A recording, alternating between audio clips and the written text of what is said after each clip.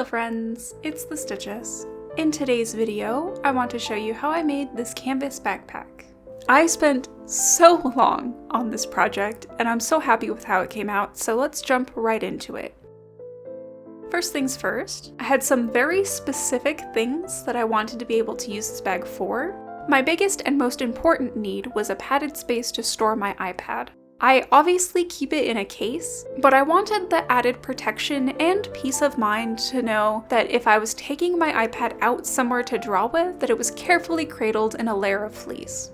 I also decided to pad the entire bottom of the backpack as well, just to keep my items that much more protected from the outside world. And of course, I wanted some sort of pocket to keep my wallet in when I don't want to carry it in my pocket. Those were my 3 non-negotiables.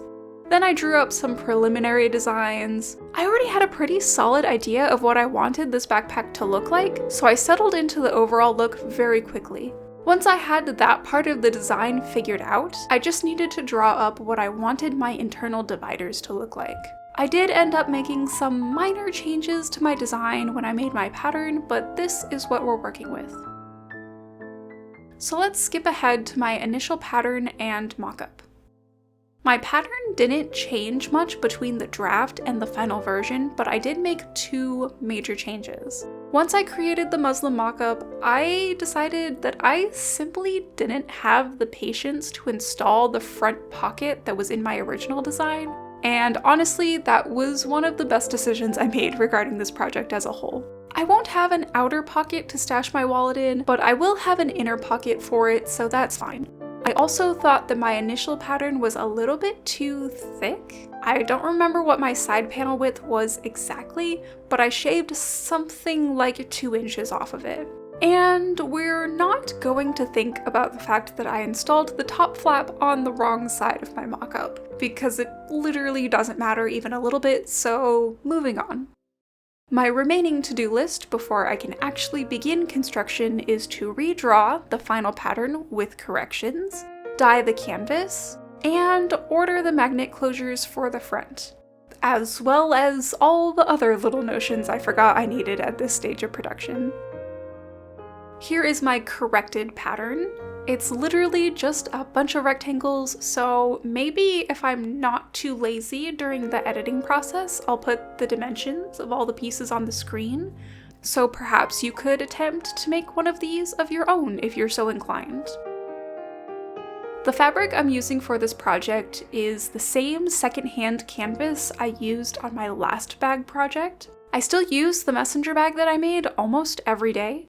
I have had to make some repairs on the seam where the strap meets the body a couple of times now, but it's still going strong and the canvas itself looks good as new, so I'm sure it'll work excellently for my backpack as well. Now we're done with the design and we're ready to move on to the next stage.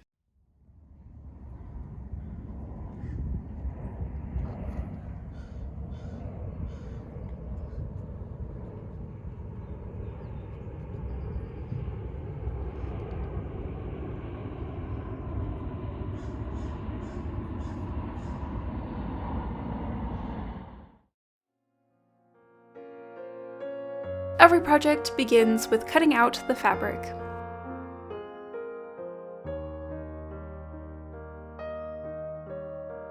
Once I have all of my fabric pieces together, it's time to get all of my notions together. I'm going with silver-toned hardware and cotton webbing for the straps. Each piece of canvas is reinforced with interfacing. I have a light fusible interfacing for low stress areas, and thicker sew-in heavyweight interfacing for where the bag needs actual structure. For my padding, I'm using some incredibly thick fleece fabric that I've had floating around for around a decade and a half at this point, and I really just want to use it up. It should work pretty well for this purpose after I quilt it with a layer of the heavyweight interfacing. After everything is cut out and gathered together, I fused all of the interfacing pieces to their corresponding canvas pieces. Now we can begin the actual sewing. I started with the rectangle of fabric that will eventually become the smaller inner pocket, This is pretty straightforward. I folded it over and stitched around the edges, leaving a gap for turning.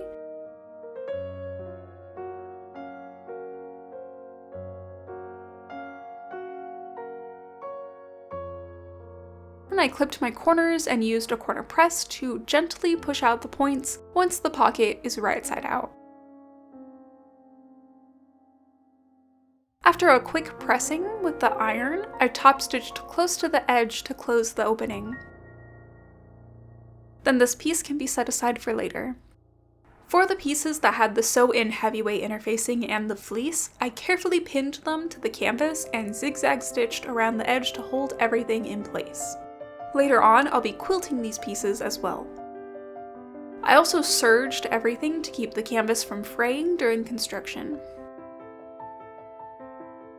I used a chalk pencil to draw lines 1 inch apart from each other at a 45-degree angle for my quilted panels.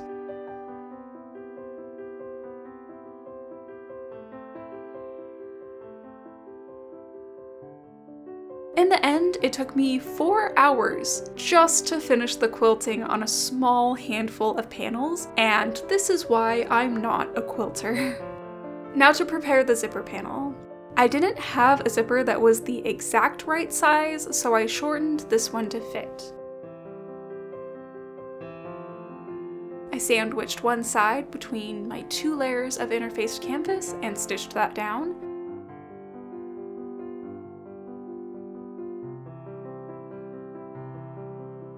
Did the same with the other side, and after some pressing, we're left with a clean zipper panel.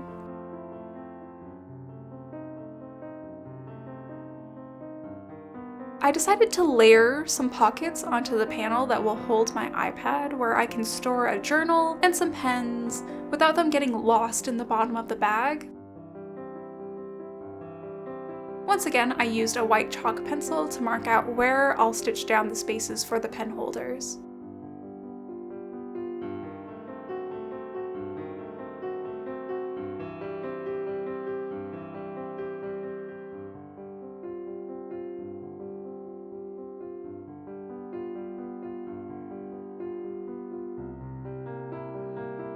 Then I secured these pieces together and stitched along the lines I drew out at the sewing machine.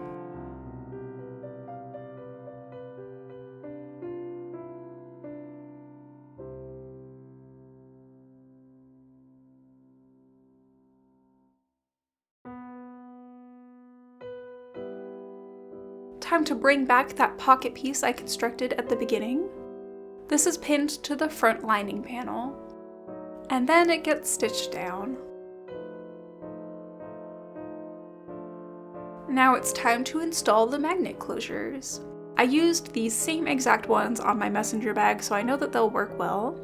The backing piece makes a good guide for marking where to open up the fabric with a seam ripper. A little dab of fray check will add some protection to these openings just in case.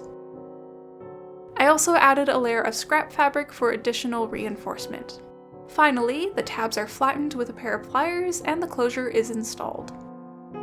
Please pretend that you don't see where I had to move over one of the closures. It's actually surprisingly barely noticeable after some aggressive fray checking. I have linked the same adjustable strap tutorial in the description of every single video in which I have made one, and this video is no exception.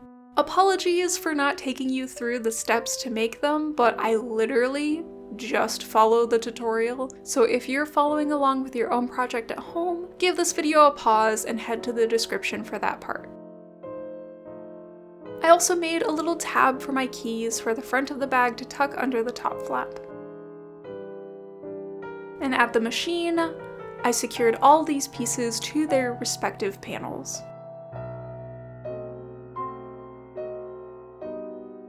After pinning the 2 top flap panels right sides together, I stitched along the edges, leaving the top where it connects to the bag open. Then I clipped the corners and turned the flap right side out. Surprisingly, I didn't even need a corner press for this piece. The interfacing just forced the corners to pop right out, and look how clean it looks even without pressing. This was weirdly the most satisfying piece to sew.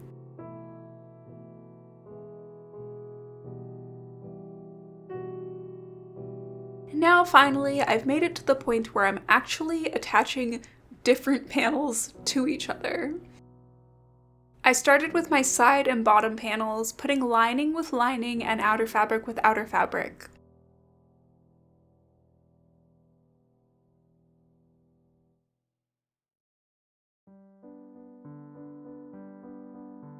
Then I attached these to the zipper panel.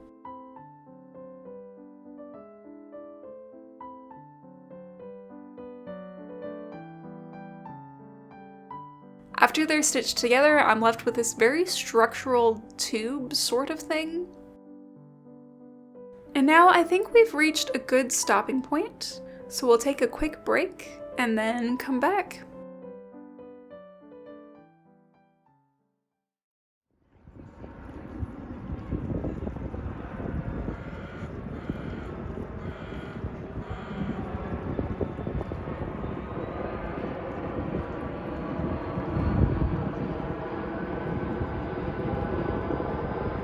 Alright, now we're back. Let's walk through the progress that we've made so far. All of the individual panels are constructed, the top flap with the top halves of the magnet closures, the back panel with the adjustable straps made from cotton webbing, the front panel with the bottom half of the magnet closures and the key hang, the assemblage of the side panels with the zipper closure, the front lining with the small pocket, and then the back lining with the layered pockets for my iPad, journal, and pens. So now let's sew them all together. This is where everything begins to get so much more frustrating. It's sort of difficult to describe what it is I'm doing here, but I'm taking the back and the back lining panels and sandwiching the side panel in between them. And then I'm very carefully pinning everything together. I learned my lesson trying to use my sewing machine to assemble a purse on all of the purses that I've tried to sew in the past. So this time around, I'll be hand sewing using back stitches and some crochet thread because it'll be a lot sturdier. I primarily sewed this while sitting on my couch and staring into the void, so we'll just cut to it being done. I left a wide section open for turning because I already knew exactly how annoying this interfacing would make it.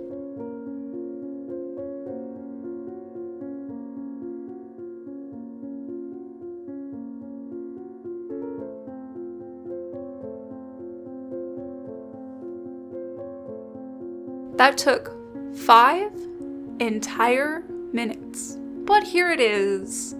Here's the back of the bag and the side panels, and I will personally give a gold star to anyone who has already figured out the mistake I made that will absolutely come back to haunt me later. I decided to leave the task of stitching up the space I left for turning until later, and I'm very happy with that moment of laziness because it will make eventually fixing that mistake easier. And here is the exact moment that I remembered the top flap exists. The top flap that was supposed to be installed inside the seam, I just agonized over. We'll come back to that later. I was originally planning on using the same method to attach the front and front lining panel as I did for the back, but I very quickly realized there is absolutely no way I'm going to compress all of that bulk down enough to accomplish that. So instead, I'm going to use a method that I call just sort of finagling it. I pinned the front lining to the bag all around the side panel seam, and then I pinned the front outer panel on along the bottom only. Once it's stitched along the bottom, what I'm doing here will start to make more sense. Now that the bottom is secured, the rest of the front panel can be slip stitched in place, but for stability, first I'm going to backstitch the lining to the side panels. And some quick pinning will allow me to hold everything in place. And then the slip stitching finishes the front up. At this point, I would have a really cool finished bag if I hadn't forgotten about the top flap. So it's time to open up the seam along the top of the bag so I can install the flap and finally be done with this project. Once the flap is backstitched to the back panel and the back lining is slip stitched closed, then the backpack is finished. As chaotic as this project was, I'm so happy with how it came out. It's not the cleanest looking item I have ever constructed, but I love it anyway. Just to quickly show you what can fit in here, I tucked my iPad into its designated space, then my journal in its designated space. My planner is, in fact, just a cheap college-ruled composition book, the portable keyboard I use with my iPad, and then all of my pens and highlighters and washi tapes and mini scissors for the washi tapes and all the little things I use with my planner and journal are in this pouch. These are pretty much all of the things I would actually carry with me to be semi-productive in places other than my apartment, and there's still plenty of room for a book and some snacks. That's all for this video. I've been really enjoying using up my fabric for my sewing stash and actually making things that I'll use regularly. It's one thing to make something pretty and flashy that looks cool on camera, but then rots in the back of my closet, and it's another thing entirely to make something with my own hands that becomes part of my everyday life. Have any of you been doing the same? I hope everyone has a good day, and I'll see you all next time. Bye!